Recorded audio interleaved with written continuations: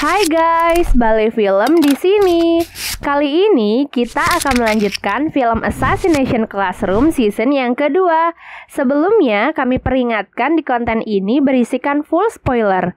Jadi buat kalian yang belum menonton season yang pertama, saya sarankan terlebih dahulu untuk menonton season yang pertama agar alur ceritanya mudah kalian pahami.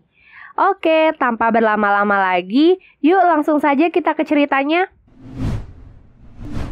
Di season yang kedua, cerita dibuka saat murid-murid kelas 3E dan Koro Sensei membuka lembaran baru di semester baru. Mengawali semester baru ini, kelas 3E disibukkan dengan persiapan untuk acara festival sekolah. Meskipun sebagai kelas buangan dan tidak dianggap oleh sekolah, bahkan ruangan kelas 3E terpisah dengan sekolah utama, kelas ini masih ikut serta dalam perayaan festival sekolah. Menyambut acara tersebut, Nagisa dan teman sekelasnya menyiapkan sebuah pementasan drama. Pementasan drama tersebut diadakan sebagai sebuah pertunjukan yang akan memancing Koro Sensei agar bisa dibunuh sebelum ia sempat menghancurkan bumi. Namun di tengah persiapan tersebut, muncul sesosok penembak jitu bernama Red Eye yang juga mengincar Koro Sensei, namun ia tak pernah berhasil mengenai Koro Sensei. Setelah beberapa lama, festival pun dimulai. Di festival tersebut, Koro Sensei berperan sebagai pemeran utama dengan para muridnya yang berakting untuk membunuh pemeran utama. Yang sebenarnya, akting itu serius untuk membunuh Koro Sensei. Namun usaha mereka tak membuahkan hasil, karena Koro Sensei bergerak sangat cepat. Red Eye si penembak jitu juga berada di festival tersebut, mengintai setiap pergerakan Koro Sensei. Namun sayangnya, saat dia mengarahkan senjatanya, tiba-tiba Koro Sensei sudah berada di depannya. Koro Sensei pun membawanya ke panggung. Dengan diakhirinya pementasan drama tersebut, Koro Sensei tak membunuh penembak jitu, dikarenakan ia tak mau membunuh manusia lagi. Setelah festival itu berakhir, di tempat lainnya, murid Koro Sensei disekap oleh beberapa siswa kelas lain. Karma pun datang membantu, namun ia tak bisa berbuat apa-apa. Beruntung Koro Sensei yang menyamar menjadi Karasuma menyelamatkan mereka dan memberi hukuman kepada siswa yang menyekap kelas E dengan memotong rambut mereka hingga botak.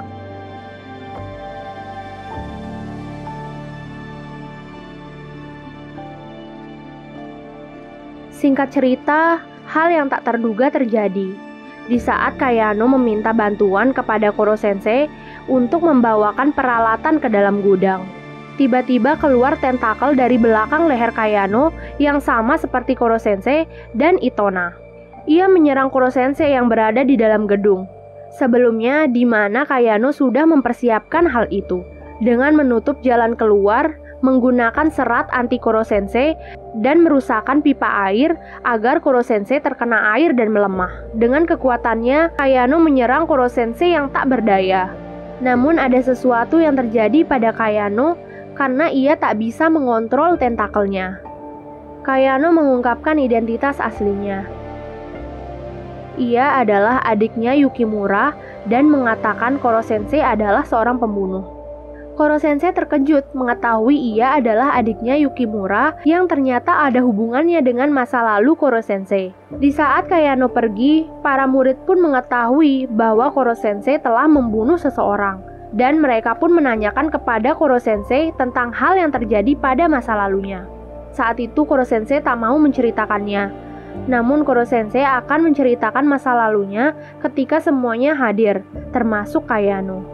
Di suatu tempat, Kayano yang merenungi masa lalunya mengingat kematian kakaknya yang tewas di pangkuan Koro Sensei. Karena hal tersebut, ia ingin membalaskan dendamnya. Saat itu juga, Kayano menyuntikkan sebuah sel tentakel ke dirinya agar ia mendapatkan kekuatan yang sama seperti Koro Sensei. Singkat cerita, Koro Sensei bertemu dengan Kayano, mengajaknya untuk kembali ke kelasnya, namun ia kembali untuk melawan Koro Sensei. Pertempuran pun tak terhindarkan. Kayano yang sangat marah dengan Koro Sensei langsung menyerangnya dengan tentakel yang mengeluarkan api. Dengan kekuatannya itu, Kayano berhasil membuat Koro Sensei kewalahan. Koro Sensei tak mau menyerang dan melukai Kayano. Ia hanya menghindari semua serangannya. Nagisa lalu berencana untuk menghentikan Kayano. Di saat Koro Sensei menahan tentakelnya, Nagisa pun naik menghentikan Kayano dengan ciumannya. Hal itu membuat Kayano menjadi tenang. Di saat Kayano mulai tak sadar, Koro Sensei lalu menarik keluar tentakelnya. Setelah kejadian itu berakhir, Koro Sensei mulai menceritakan masa lalunya kepada semua murid, termasuk Kayano yang sudah kembali ke kelas. Masa lalu Koro Sensei dimulai saat dirinya belum menjadi monster. 2 tahun lalu, Koro Sensei adalah pembunuh bayaran dengan julukan Shinigami atau Dewa Kematian. Saat itu, ia tak memiliki perasaan dan keluarga dan hanya bertahan hidup sebagai seorang pembunuh bayaran. Dan pada suatu ketika, ia pun akhirnya tertangkap. Yang menangkapnya itu adalah pria yang memakai jubah putih di season pertama yang bernama Yanagisawa. Ia merupakan pemimpin organisasi penelitian gelap. Ia dijadikan sebagai tikus percobaan yang sempurna untuk eksperimen. Tujuan penelitian mereka adalah untuk menciptakan energi yang sangat besar sebagai alternatif sumber minyak dan tenaga nuklir. Di saat uji coba, Yanagisawa meminta tunangannya yang bernama Yukimura untuk memonitoring Koro Sensei. Yukimura adalah kakak dari Kayano. Dari situlah Koro Sensei pertama kali bertemu dengannya. Penelitian tersebut membutuhkan waktu yang sangat lama, sehingga setiap harinya Yukimura bertemu dan berbicara dengan Koro Sensei. Disitulah mereka mulai sangat akrab. Ia membicarakan tentang tunangannya, dan Yukimura juga memberitahu tentang dirinya menjadi guru dan tidak becus mengajari muridnya, karena ia harus mengajar murid kelas E. Dan pada suatu hari, penelitiannya pun membuahkan hasil, di mana Koro Sensei mulai bisa memanjangkan dan melenturkan tubuhnya. Lalu Yukimura mulai mengagumi Koro Sensei, karena hanya Koro Sensei lah yang bisa membuatnya tenang. Koro Sensei lalu menunjukkan sesuatu kepada Yukimura. Dengan tubuhnya, Koro Sensei yang mulai berubah menjadi tentakel, ia mengeluarkan bagian tubuhnya yang seperti benang, membentuk menyerupai tangan, memegang pipi Yukimura.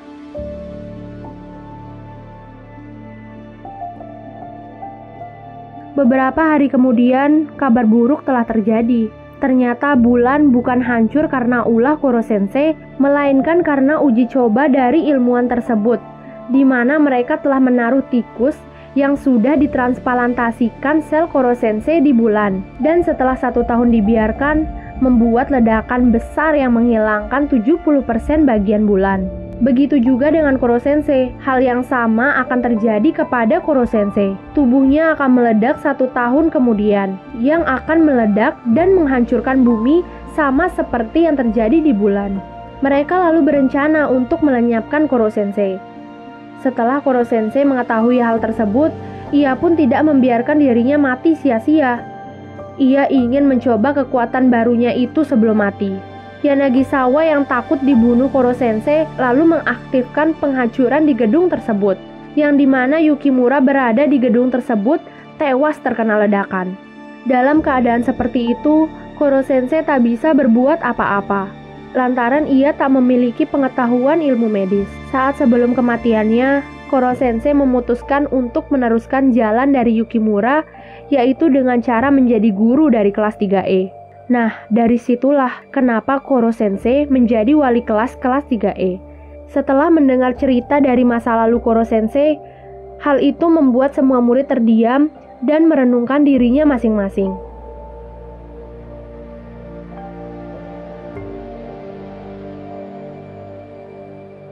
Pada akhirnya, hal itu membuat kelas 3E terpecah menjadi 2 kubu. Kubu yang akan menyelamatkan Koro Sensei yang dipimpin oleh Nagisa, dan kubu yang akan melanjutkan pembunuhan Koro Sensei yang dipimpin oleh Karma. Ia ingin membunuh Koro Sensei agar bangga sudah menjadi guru dan mati di tangan muridnya. Dari perbedaan pendapat itu, Koro Sensei menyuruh Nagisa dan Karma bertarung untuk menentukan pendapat siapa yang akan dipakai. Pertarungan pun dimulai.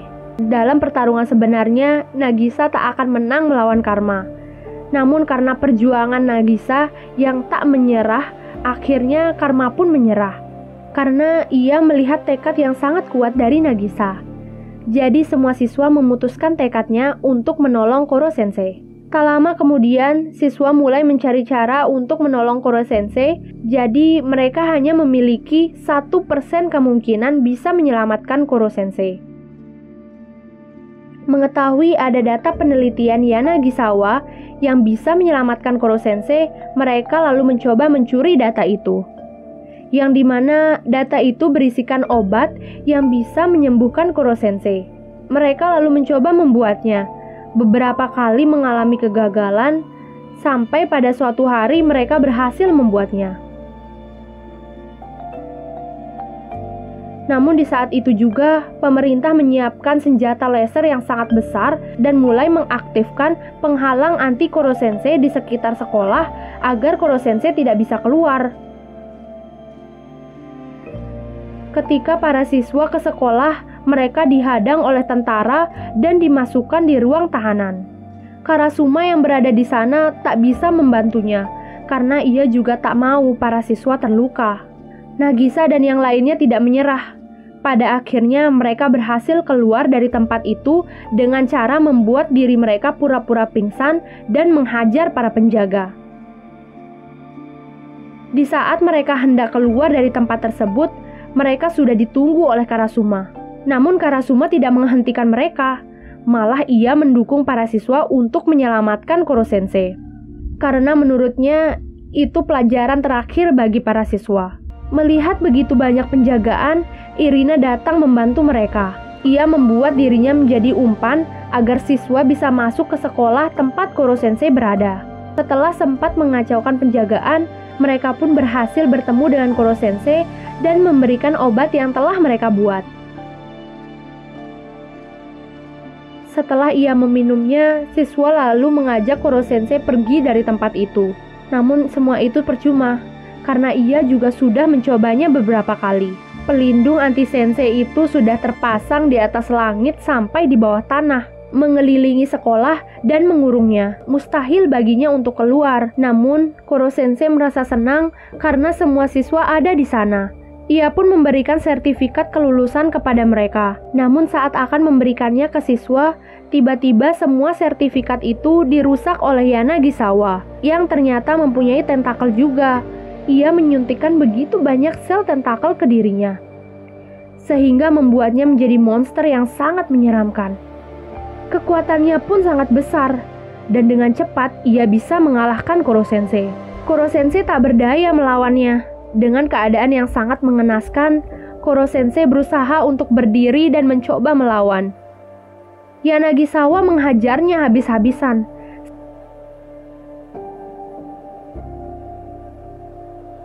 Sampai seketika Kayano berusaha menyelamatkannya. Namun sayang, malah Kayano yang tak sadarkan diri oleh serangan Yanagisawa. Hal itu membuat Koro Sensei sangat marah, karena dirinya tak mau kehilangan seseorang lagi. Koro Sensei pun mengumpulkan kekuatannya yang sangat besar untuk memusnahkan Yanagisawa dalam satu serangan. Serangan itu pun berhasil mengalahkannya. Dengan segera Koro Sensei membawa Kayano untuk menyelamatkannya. Menggunakan ilmu medis yang ia pelajari, ia tak mau hal yang sama terulang kembali seperti Yukimura, dan seketika Kayano bisa sadar kembali. Setelah apa yang terjadi pada Koro Sensei, ia pun mulai melemah.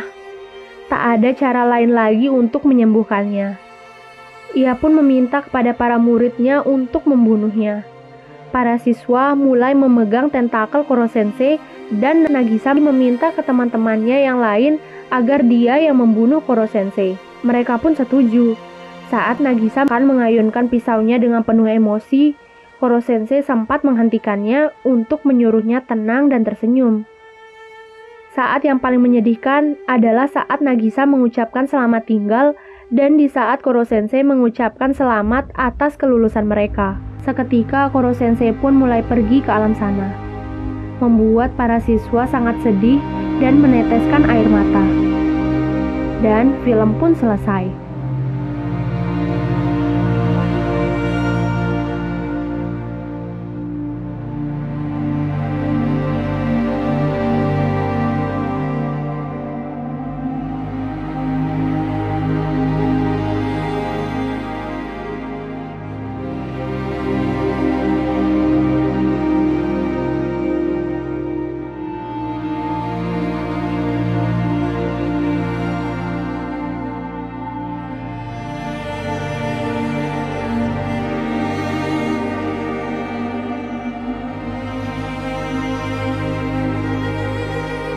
Sebelum cerita ini ditutup, cerita beralih ke beberapa tahun kemudian, yang dimana semua murid kelas E telah lulus dan menjalani kehidupan mereka masing-masing. Terutama Nagisa, yang memutuskan menjadi guru di salah satu sekolah yang bermasalah.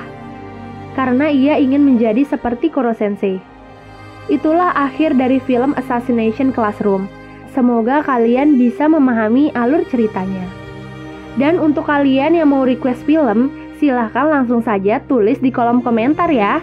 Dan jangan lupa support channel ini dengan cara subscribe, like, dan nyalakan loncengnya, agar channel ini tetap memberikan konten yang menarik tentunya.